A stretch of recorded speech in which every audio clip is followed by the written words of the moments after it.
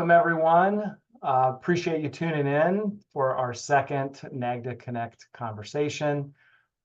This one's going to be a good one. So we're going to continue on with the line of thought that we were talking about before with David Levine from Groom, bring in some other voices to talk about specifically how DC plans work in all kinds of different contexts. So today we're going to be talking a little bit about asset allocation.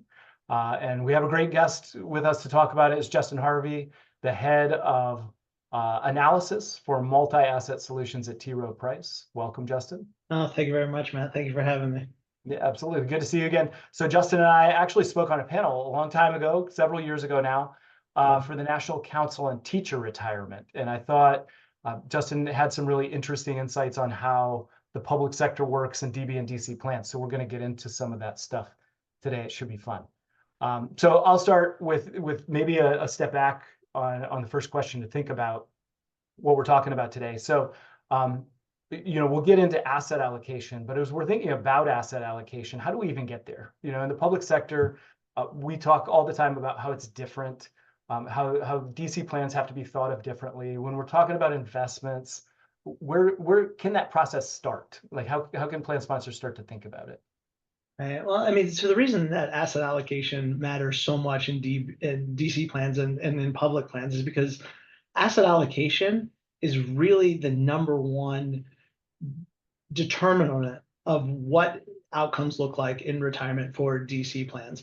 There's a study that shows that 90% of investment returns, the amount of growth in an investment portfolio, can be determined simply by asset allocation. What managers you pick within a given asset allocation, how much, what the flavor of the asset allocation looks like can change about 10% of it. But really, it's at the highest level, how much equities, market risk, stocks does the portfolio have, and how much fixed income, bonds, cash does the allocation have? And that one distinction can explain so much of investment outcomes for participants who in a DC plan are ultimately the ones that have to experience market volatility, market returns. It's very different from a DB plan that the plan sponsor really is the one that's on the hook for any deviation in investment outcomes relative to expectation. Yeah. So we talk a lot about, and I think it's kind of an underappreciated fact that if you look at the public sector, if you look at the data on how it's, what the structure is and who's in the public sector, it's actually majority female. So the workforce is majority female. But if you dig down on that a little bit, it's very much by who you're looking at. A lot of that is driven by teachers and schools. Some of it's driven by hospitals, nurses. But if you look at, say, utilities, or you look at cops and firefighters, those are much more heavily male. Right. The public sector is overrepresented in all demographic categories on race. And so there's a little more to dig into, right? When you think about like, who am I looking at and how am I going to build something for them? 100%. And that is part of kind of our process for evaluating portfolios for participants. So we will work with plan sponsors to look at very specific demographic data. You talked about the gender makeup, the racial makeup, the style of jobs. Thank your first responders, but actuarially speaking, generally those are very highly physical jobs, which means that people have shorter lifespans, generally, mathematically. And because of that, they likely need to save less for retirement than the general populace. So all of those types of considerations for a plan sponsor should help determine what asset allocation looks like in a DC plan. How much are people going to have to save for their retirement can be affected by all of those factors.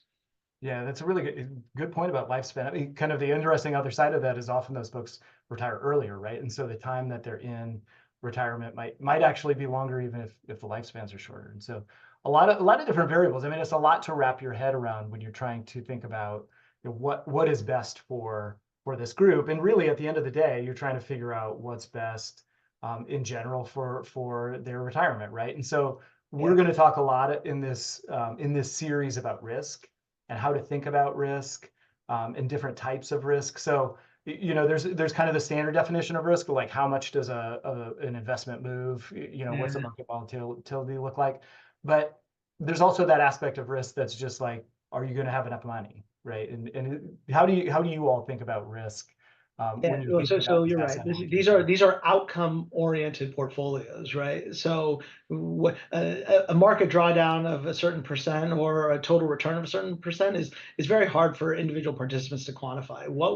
How we define risk when we do suitability studies. So we help our plan sponsors with what we call a suitability study, where we take those demographics, we look at the structure of the benefits, both DC and DB plan, and really attempt to assess kind of what we believe the most appropriate asset allocation mix is for these participants through their life cycle. And generally, we try to reduce investment risk as someone ages. As someone gets closer to retirement, someone gets closer to moving on, there is less incentive for growth. The growth is not, there's less time for investments to compound, and there's less need for growth. So generally, for public plans, we encourage kind of a de-risking as age happens.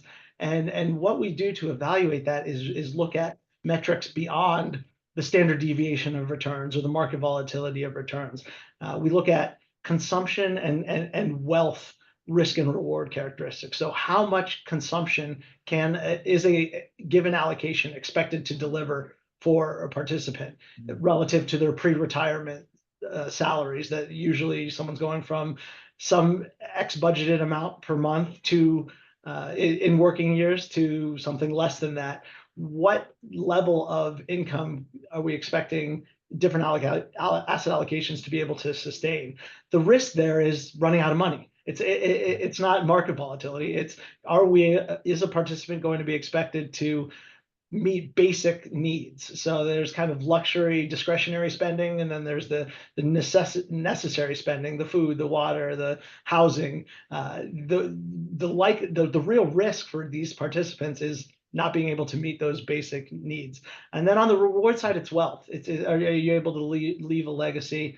What do you like? How much wealth do you build up during your working years to sustain kind of the end working years? So it's expected return, but expected return translated into a number that plan sponsors and participants can really understand. Yeah, I think that's an important point too. My parents were both teachers. They saved a little bit of money in their DC plan. They're kind of always counting on their DB, and one of the interesting things is now they kind of turn around. They go, "Hey, wait a minute, we have extra money. We have some money that we need, but some of it may be left over in the end." And that's a really great thing for them who never really thought that way when they were in their working years. And I think that mix, right? That mix of like, so there's that story in the 401k world of the DC plan is going to be all of those things, right? It's going to be your consumption, it's your wealth, it's what you're going to leave behind. But we know, and I think the point of this, and what I thought was interesting about the research that you all have done so far, is that not only is there obviously the DB plan that exists in the public sector for the most part, not everywhere, but for the most part. There's variability in Social Security, right? Some folks have it, some folks don't. About 3/4 of the workforce in the public sector has it, but there's that large quarter that doesn't. So that kind of changes the calculus a little bit, right? And there's some different schools of thought on that. Can you talk about how that impacts the way that you're thinking about the DC plan and kind of how Rowe Price views that? Yeah, 100%. And you're absolutely right. There are kind of two schools of thought. So both Social Security and a DB plan can be thought of relatively secure sources of income, right? So you think what you want about kind of the viability long term of Social Security We'll or assume Social public Security plan. is going to be just fine. We'll kind of use that as table stakes. Yeah, generally when we're modeling these things, we assume that money is secure, going to be there to sustain consumption, and it is not subject to market volatility. So Social Security changes a bit with inflation. Many DB plans have a cost of living adjustment, and inflation is somewhat related to markets and the economy, but generally relatively secure floor of retirement income.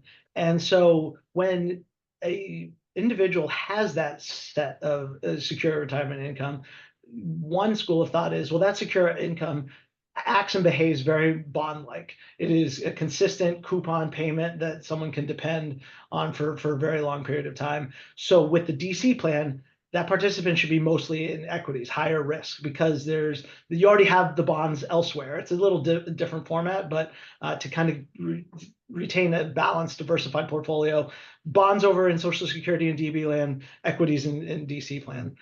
There's another, but the counter argument to that, and maybe the other school of thought, is that depending on the level of that secure floor, there might not need to be that assumption of risk by a participant to have a significant amount of equities. So if you're almost fully funded based on those other two secure sources of income, and the DC plan is supplementary or really only there to build a legacy, there's really not much incentive to go for the higher growth assets in that plan. So both schools of thought have been played a lot in our industry, but actually what our research has shown is that it's actually much more nuanced and complicated than that. And that's one of the reasons we do these suitability studies, so that we can look at the specifics of the plan design, the specifics of the demographics, and the existence of a DB plan in one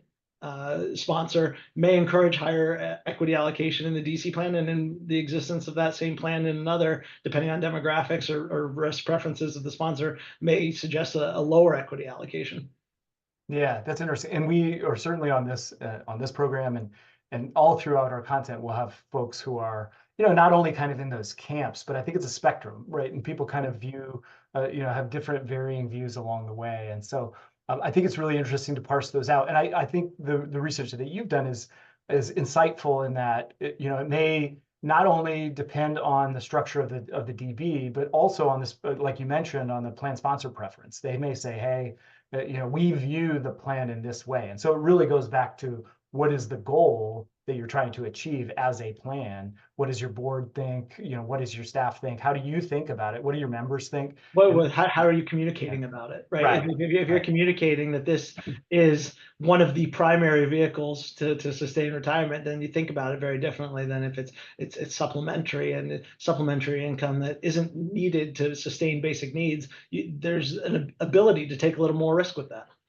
And so one of the things that I think is also important to parse out is that both of those worlds might occur in the same plan, right? Totally. and I think that, that complicates this a whole lot further. I wrote a paper a couple of years ago about how, there's kind of this gradual change in the DB world as reforms have taken place, and kind of, small movements. And I think if you look year to year in most systems, there's not these huge changes that we used to see, like post financial crisis, but there are, tier 1 and tier 2 and tier maybe 6 are all a little bit different. But then if you look at tier 1 and tier 6, they're quite a bit different, right, of the DB plan. Yeah. And so how do you think about, how can you address that, I guess, would be the question I would ask. Not only how, but can you address that within one menu on the DC side? Yeah, so you can, and you're absolutely right. Like, these arrows on pointing up towards more equity or pointing down towards more equity, like these characteristics or these factors, a plan will have multiple of them. So it's not until you really kind of do the analysis that you understand kind of where the landing point is. To your point about the different cohorts, we did look. One of the papers that we wrote looks at that question very specifically. So if we're trying to solve for one investment platform, one investment design that's appropriate for somebody that may have more rich DB benefits, some that have moderate risk, moderate level of DB benefits, and some that have a less rich DB benefits, one DC plan can help meet the retirement objectives of all of those cohorts. But it's usually the asset allocation that is most appropriate for the cohort with the least rich DB benefits. So in kind of your example, if tier 1 is the legacy benefits that were very rich for hires many years ago, and then the tier 6, if we design the entire plan, and if we look at tier 6's retirement outcomes using the glide path or the investment allocation designed for tier one, there's a very high risk for a shortfall. That it's highly likely that tier six employees could run out of money for if the investments are allocated for someone that has much richer benefits than they do.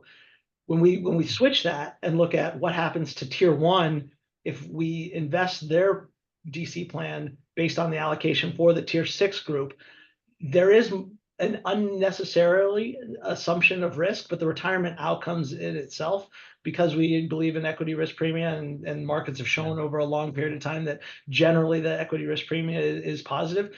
While it's not necessarily optimal for that tier one cohort, the retirement outcomes are only negligibly impacted for that tier one cohort using the investment program that is more highly considering tier six employees. Okay, that's interesting. And so, we're talking about asset allocation. I think those are the really fascinating points, and we'll send some links in the along with this recording for some of the research if you want to check it out on your own. And I would encourage you to do so. We'll also include some Pearl data that shows kind of how assets are being allocated across the public sector right now. Generally, I mean, you all are talking about target date funds, right? We're kind of talking about some sort of customized target date fund for the plan, which I think gets a little tricky too in the public sector because of early retirement. Like, we talked about teachers and cops and firefighters. They're kind of our classic example of folks who might put in, get into the workforce at 22, put in, 40 years and they're 62, or maybe less, 35 years and they're retiring around 60. How do you think about a target date fund in that context when you might have early retirement, shorter careers and kind of different math than you would have in a normal, when I look at a target date fund, you point to 65. That's the non-public sector answer. How are you all thinking about that from a target date fund standpoint? Yeah, so a custom target date fund can be designed at various retirement ages, and then to your point, like sometimes some of these DB plans are very explicitly structured to encourage earlier or retirement, subsidize early retirement benefits, for example. And so when we see a DC plan is accompanying a DB plan that has that type of structure, generally we're going to expect and recommend much higher equity allocations during the working years, because there's just fewer years of accumulation and more years of decumulation. So growth in the investments is it going to be a critical component of achieving desired retirement outcomes. And so you're right. When we see early retirement plans that encourage early retirement, generally those will have higher equity target date funds. But really, so we talk about target date funds, but target risk funds, we're talking about asset allocation here. So that can be deployed across a spectrum of risk funds. It can be, and typically it is done in target date land, but really it almost confiscates the message to think about it only in specific target date world. It's really about asset allocation during a life cycle. Yeah, that's a great point. I mean, it can come in many different forms, right? I think we're kind of all defaulted to target date funds mentally because the default is target date funds, but there are a lot of different ways, and we'll have some different folks on to talk about kind of different options they think about. But I think that's a really important point that the fundamentals are still the same, right? Regardless of what vehicle you're talking. Investing, asset allocation at different points in life. Yeah. And so the final point that I kind of wanted to get to as we think about that time in retirement, especially in the context of public employees, is that the beauty of Social Security is that it is indexed to inflation. It's going to continue to grow, right? But we also know that most DB plans definitely aren't keeping up with inflation, and some of them have kind of variable COLAs or no COLAs. What does that do to the math when in the retirement years? It's kind of an obscure piece of the DB plan, but also a very important one. Yeah, so generally COLAs are tied to inflation to some extent, right? Like you're right that there's a lot of different kind of forms and definitions, but having that source of real growth embedded in a secure benefit actually means that a participant doesn't need the same level of real growth in their DC plan post retirement. So generally, when we've worked with clients or sponsors that have either eligible for Social Security in the public space or have a cost of living adjustment in their DB plan, the landing spot for equities in a target date fund or the least risk portfolio in kind of a target risk series generally has much lower equity allocation than a plan that didn't than a DC plan that isn't also supplemented by a DB plan with that benefit structure. Okay, that's fascinating. So, like I said, there's a lot more to the research. The last thing I want to hit on, our members are generally, large plans. They have a lot of assets. They have a lot of resources to be able to, develop a custom target date fund. But I think it's interesting, and maybe you can talk on this for a little bit for our smaller members. We have plans that are 20, 30, 40, 50 million dollars. You're probably not going to create a custom target date fund, but it sounds like, and maybe you're not going to have the time to do the analysis or the resources to do like an in-depth analysis of your entire population, but the principles are still kind of the same. Can you talk about how like a smaller plan could employ some of these ideas? Yeah, the principles are exactly the same, and you're absolutely right. At that kind of size, the operational complexity of a custom target date plan is probably more challenging than it's worth. But the reference points is and the answers or the comparison of your specific demographics, whether that's a couple hundred members or 1,000 members relative to the general population, still hold. So you'll even small plan sponsors probably know if their employees are generally more highly paid or less highly paid than the general public. They're likely to know, is our workforce more highly male or female relative to the general workforce. So even with just high level averages on things like tenure, salary, demographic characteristics, providers should be able to provide some guidance on relative to what the industry a sponsor and their participants would fall. Okay, that's great. And so I think this is certainly something to think about. Hopefully, all of you give it a little thought. We're going to talk a lot more about it, but really appreciate you coming on, Justin. I think this was really excellent and appreciate your help. Thank you for having me. It's been my pleasure. All right, thanks a lot.